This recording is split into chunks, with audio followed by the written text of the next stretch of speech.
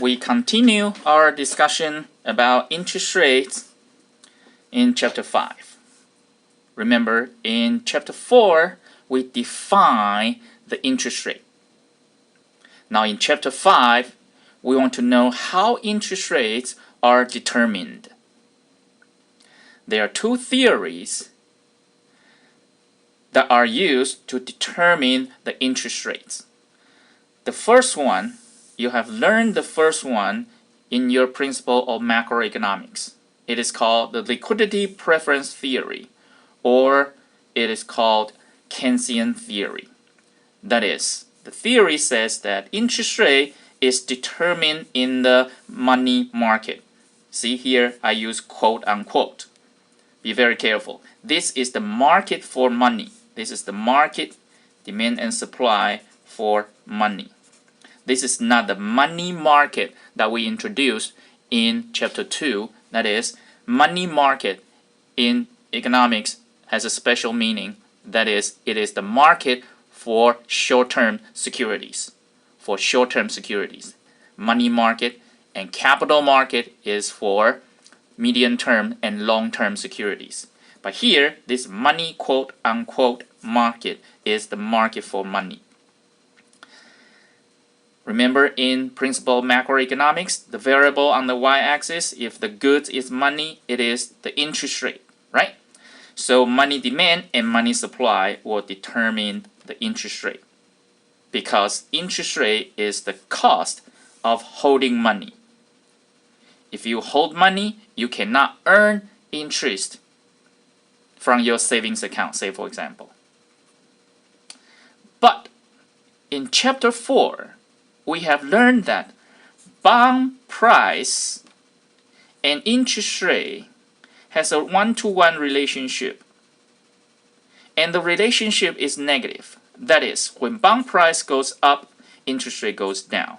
When bond price goes down, interest rate goes up. So whenever bond price is determined, interest rate is determined. Remember? The 1-year discount bond, you put face value here. When bond price is determined, interest rate is determined. When interest rate is determined, bond price is determined. Therefore, bond price is a price of a financial assets. It is a price of a good. Any price of a good is determined by demand and supply of that goods. Therefore, bond price is determined by the demand and supply of bond price. And when bond price is determined, interest rate is determined. Therefore, interest rate is determined in the bond market. That's what Chapter 4 has told us. And this theory is called loanable fund theory, because the money that is used to buy bonds is called loanable funds. Because company issue a bond to acquire a loan. When you buy the bond, you lend money to the company. You use loanable fund to buy the bond. Therefore, it is called the loanable fund theory. So the loanable fund theory says interest rate is determined in the bond market because it is the yield of holding bonds. Remember, interest rate is also called yield to maturity. Now, let's talk about these two theories. Well, the first one will be just a review of your principle macroeconomics. So liquidity preference analysis. It is the market for money. So remember this graph. The goods is money. The variable on the x-axis is the quantity of money. The variable on the y-axis is the price of money. And what is the price of money? When you borrow money, what do you have to pay? The answer is interest rates. Money supply is determined by the Fed, therefore it is vertical. Money demand, when interest rate is high, you don't hold much money in your pocket. You put money into your bank, in your savings account, to earn interest.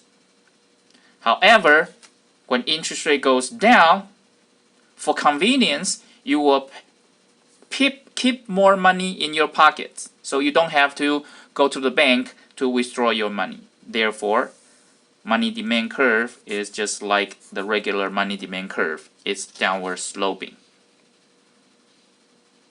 This is the graph that you learned in your principle of macroeconomics. So interest rate is determined this way. When money demand meets money supply, equilibrium interest rate is determined. Now, then how can interest rate change? That is, what shifts the money demand curve? First, when your income increases. When you are a college student, you eat Whopper Jr. for lunch. Then how much money do you have to keep in your pockets if the price of Whopper Jr. is 99 cents? The answer is 99 cents. So you keep 99 cents to eat Whopper Jr. at lunch and you survive the day. However, after you graduate, your income increases.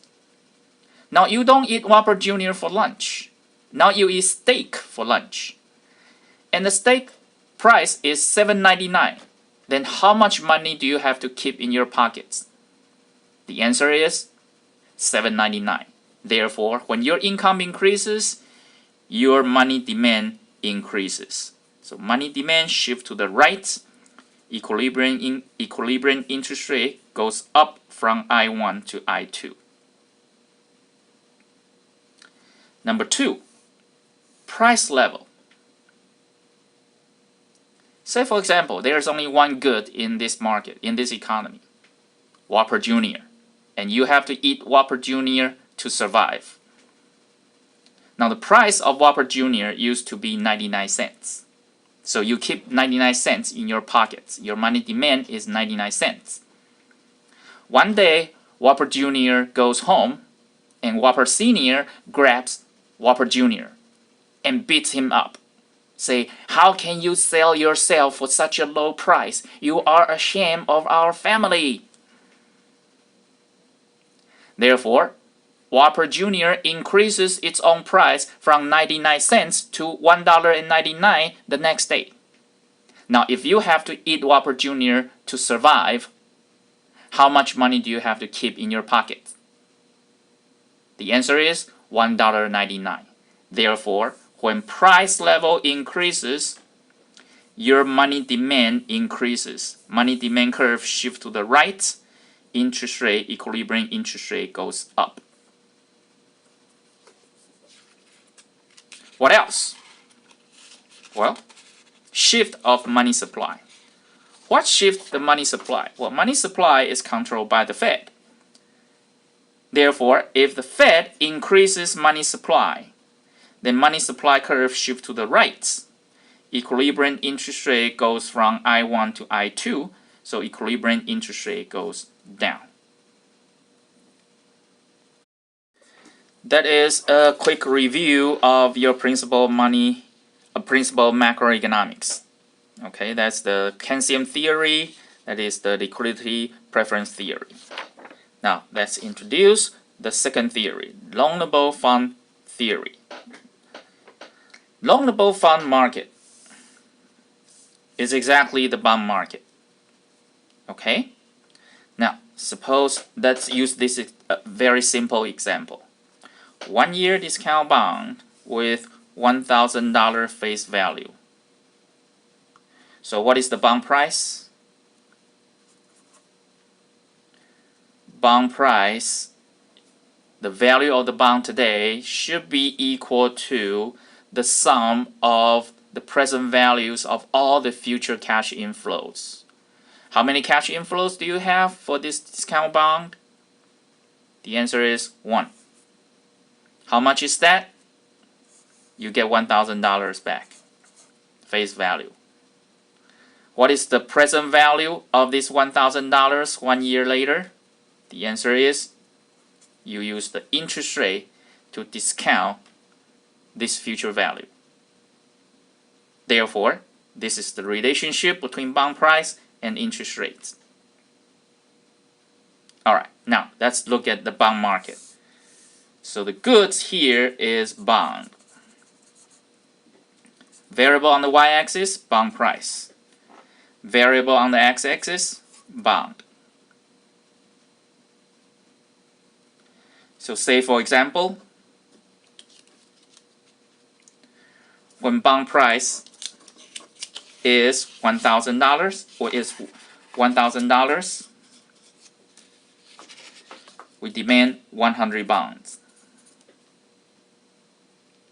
When the bond price is $950, the quantity demanded for bond is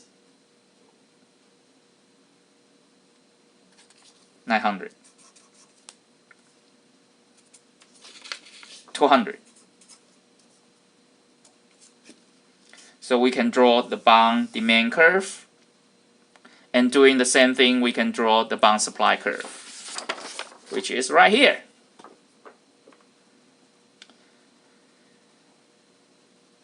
So when bond price is $950, oh, I made a mistake.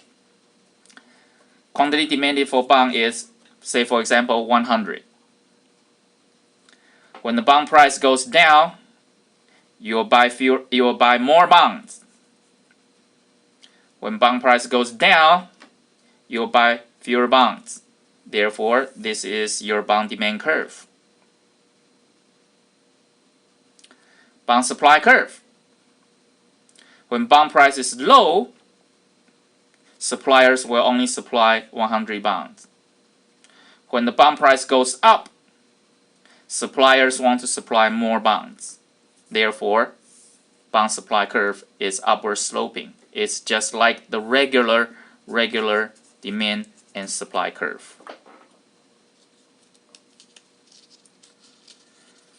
So bond demand meets bond supply. Bond price is determined. So the equilibrium bond price is $850. But what do we want? Chapter 5 is about determining interest rates. But what did we just determine? We determined the bond price.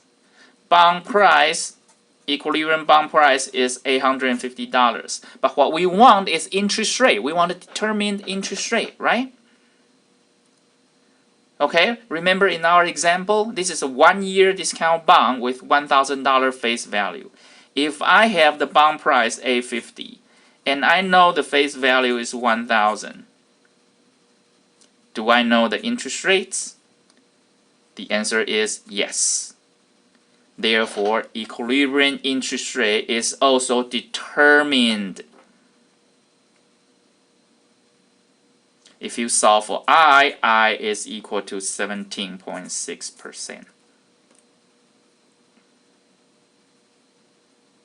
So you can use this relationship to calculate the corresponding interest rates when bond price is such. So the result, when bond price is 1,000, 1,000 is 1,000 divided by 1, so I is equal to 0. When bond price is 950, solve for I, you get I equal to 5.3%. So you can get all the corresponding interest rates, but one thing you have to be very careful. the variable on the y-axis is the price of bond. But the price of bond implies an interest rate.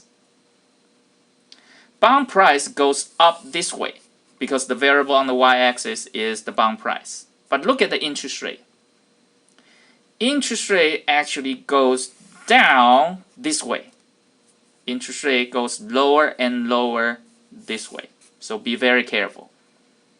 So there's a trick. There's a trick. When you see questions on the exam, on the quizzes, okay, always use this graph to determine the bond price first. Say for example, if the question says, when something happens, interest rate goes up or down. The way to answer this kind of question is, forget the interest rate. Do the bond price first. So when something happens, you change the demand and supply curve. Say for example, bond price goes up. Then you know that interest rate goes down. So that you won't be confused by the fact that interest rate goes down this way. Let me say it again. No matter whether the question is asking for the change in bond price or change in interest rate, always get the answer for bond price first. If bond price goes up, interest rate goes down. If bond price goes down, interest rate goes up. That is a trick to answer these kind of questions.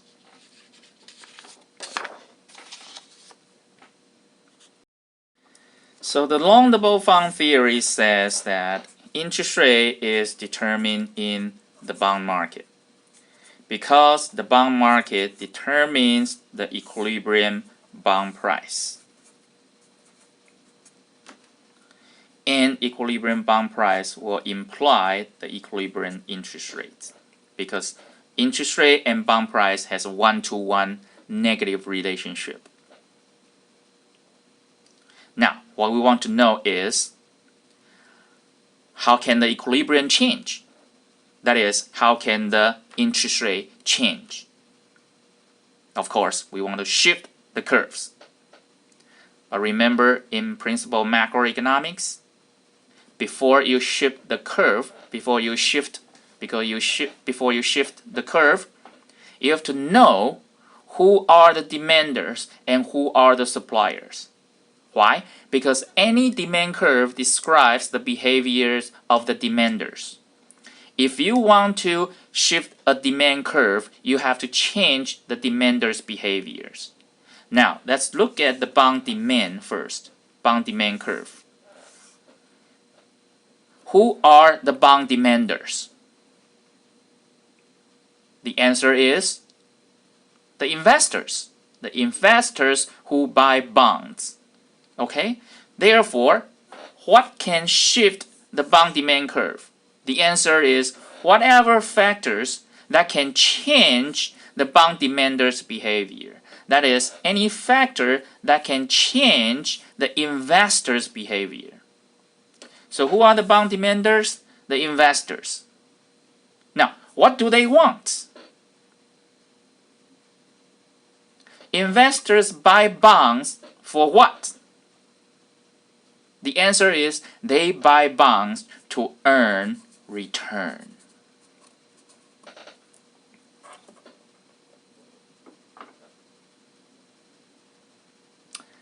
Therefore, anything that changes bond demander's return, expected return, will shift the bond demand curve. Remember, when you buy the bond, you don't know the return. You only know the interest rate. You don't know the return. You only have expected return. Therefore, anything that affects the investor's expected return on bonds will change their behaviors. Therefore, will shift at the bond demand curve.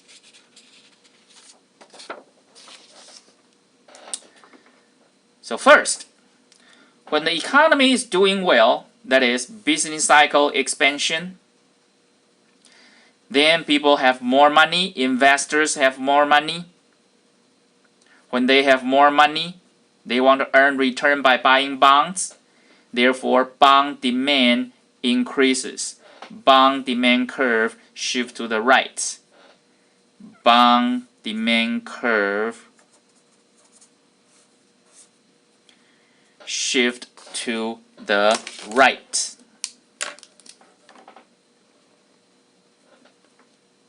Therefore, bond price goes up.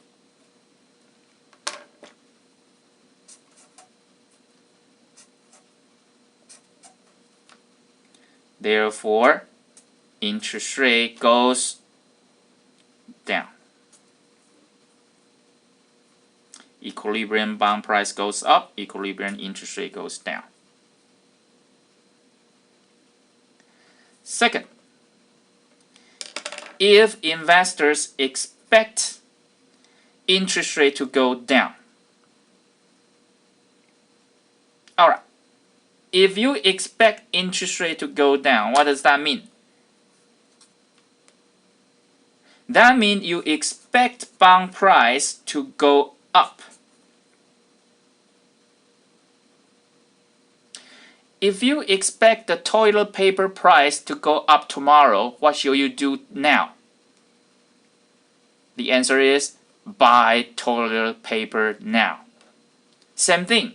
If you expect bond price to go up, what do you do now? Buy bonds. Therefore, bond demand increases now. Bond demand increases. Bond demand curve shifts to the right.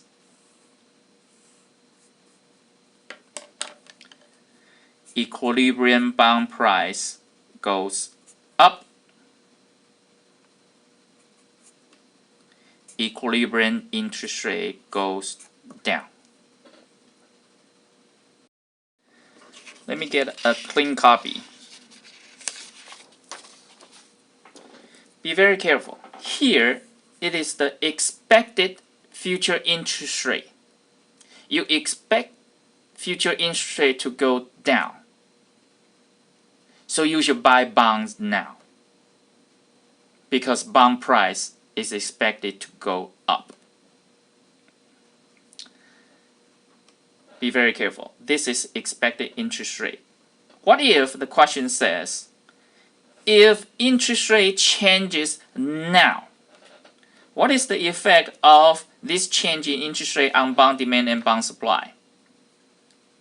This goes back to your principle of macroeconomics. The answer is nothing. Because the variable on the y-axis is bond price, which also implied interest rate. So interest rate is the variable on the y-axis. That will only cause a movement along the demand curve, because that's exactly how we draw a demand curve. That will only cause a movement along the supply curve, because that's exactly how we draw the supply curve. So a change in interest rate will only cause a temporary disequilibrium, and it will eventually go back to the original equilibrium. So the equilibrium will not change. This is a review of your macroeconomics.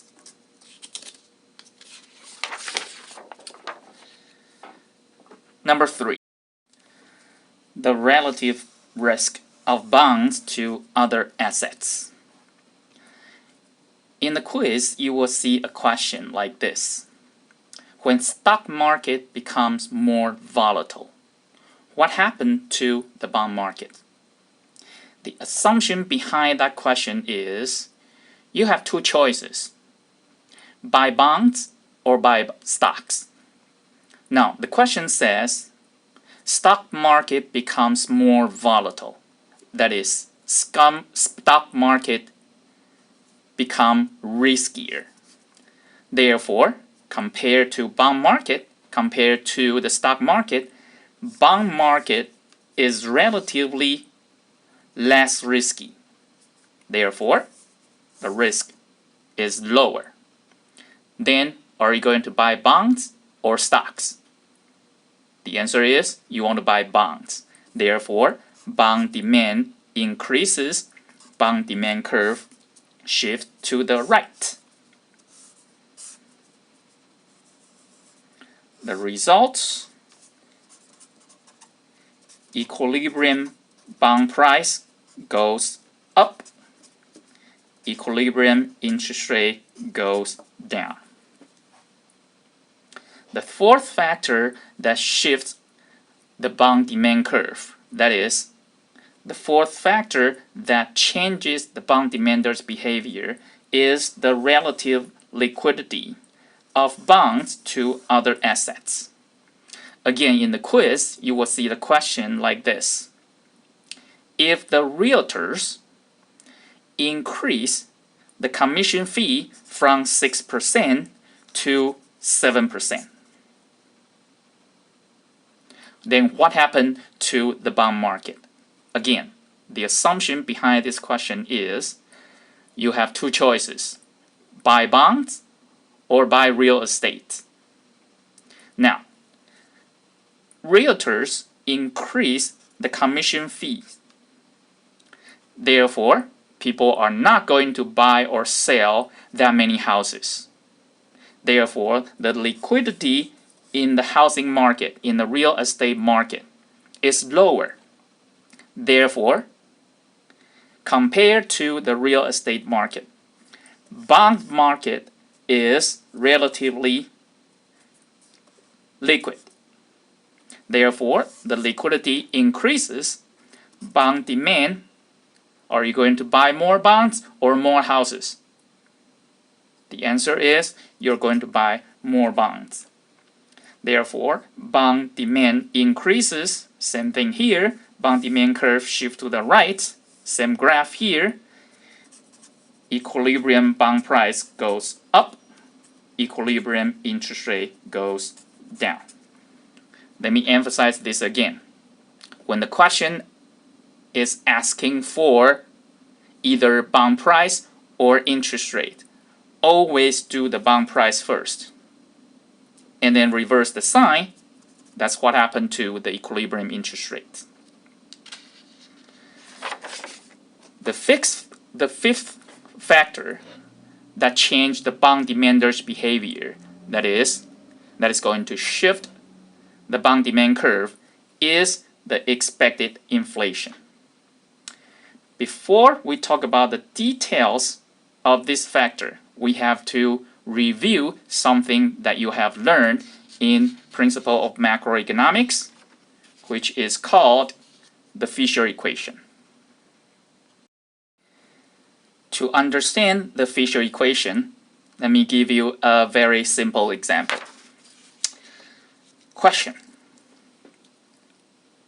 is the reason why you deposit your money into the bank is to get more money out next year?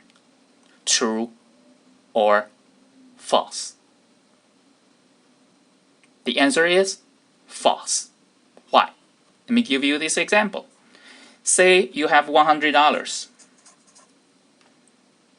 The bank gives you 50% interest rate.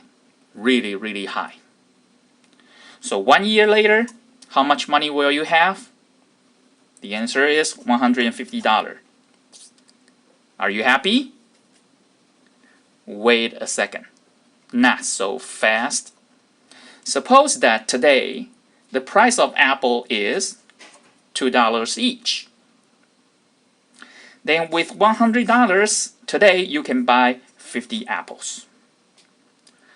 But you sacrifice the consumption of these 50 apples and then put the money into the bank. Lend $100 to the bank. The bank gives you $150 back next year. But when you go to the market, the price of apple becomes $5 each. The result: how many apples can you buy? The answer is only 30. Are you happy? No, you're not happy. Therefore, the reason for you to put money into the bank is not to get more money out. You cannot eat money. The reason why you put money into the bank is to get the money that can buy you more apples.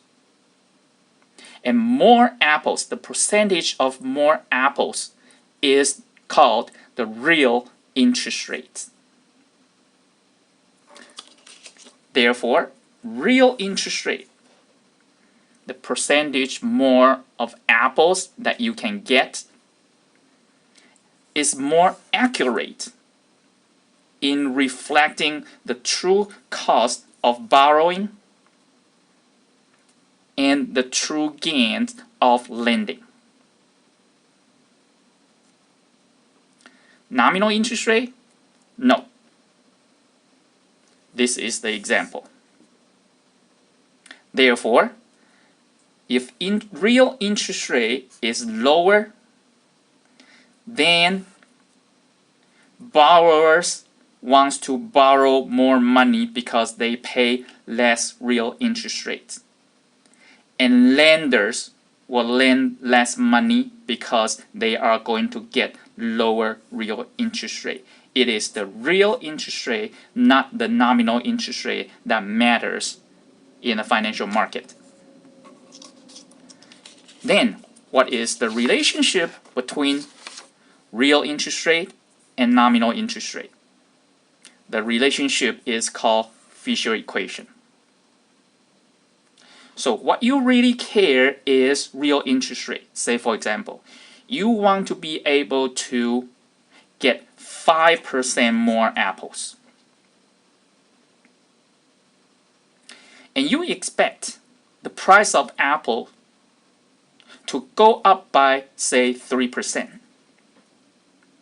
Then what is the contract, the CD rate? That is the nominal interest rate. All the interest rates specified on papers are nominal interest rate.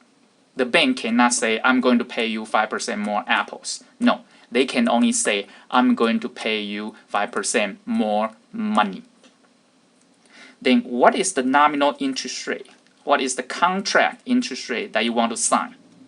The answer is, you are going to sign an 8% nominal interest rate contract. And 3% of this 8% is going to be used to cover the increase in the price of apple. The rest, 5%, is the real amount of apples, the percentage increase in real apples that you are going to get. Therefore, Fisher equation says real interest rate is nominal interest rate minus the expected inflation.